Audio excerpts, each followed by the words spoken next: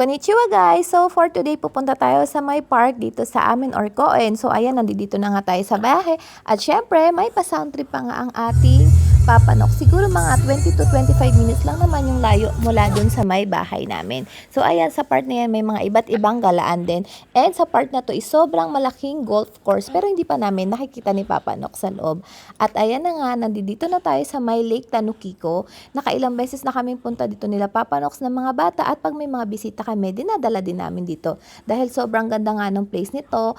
Very relaxing at the same time. Marami kayong pwedeng gawin at free pa siya guys. Yan makikita nyo guys, pwede kayong magbike, maglakad, mag-jogging. So ayan, ang pinunta sana talaga namin dito is magbike pero hindi available yung kanilang mga bike for rent. At ayan na nga guys, kung makikita nyo, kahit public area siya, napaka-organized. Sinesegregate pa rin nila dito yung mga basura na nabubulok, yung mga tin can or mga pet bottles. So ayan, makikita nyo sa mga part na yan. And meron din silang map ng buong lugar. Sobrang laki kasi ng place guys, kaya meron silang mga naka-allotted or mga picture ng map. And ayan na nga, meron ding available na vending machine. At ayan na nga, syempre, hindi magpapahuli ang batang maliit. Namimili na agad siya ng drinks na kanyang iinumin.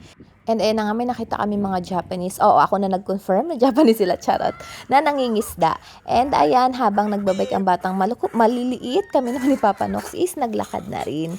Tapos ayan, sa part na yan, medyo parang malamig na. So, dinoble muna namin yung jacket na Ayumi-chan bago kami tumuloy uli sa may aming paglalakad. So, ayan, medyo patag naman yung daanan guys, or pwedeng lakaran or pagbikan, kaya medyo okay naman maglakad.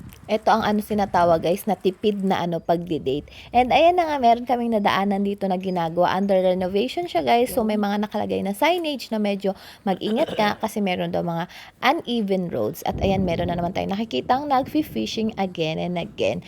At ayan na nga, may bago din kaming nakita dito. May bago silang maliit na palaruan na pangbata. Yung pwede kang magpadulas, magsiso, yung mga ganun guys. At syempre, hindi magpapahuli ang ating batang maliit. Ito, try niya yung lahat ng makikita niyang padulasan dito sa Japan. At ayan na nga, si Akiko, naglalaro na rin guys. Medyo onti lang yung mga bata guys kasi maliit lang siya. At saka siguro bago pa kasi yung lugar. At ayan na nga, nagpapadulas na yung mga bata at ang batang isip. O diba, nakita nyo parang mas tuwa pa siya kaysa dun sa mga bata. At umulit pa, o diba, naka second round pa sila guys.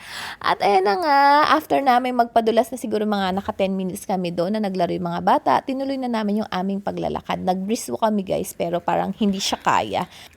Ayan pala yung makikita guys dito sa nilalakaran namin, maraming mga puno. Tapos may mga signage ng mga location kasi camping site to guys eh.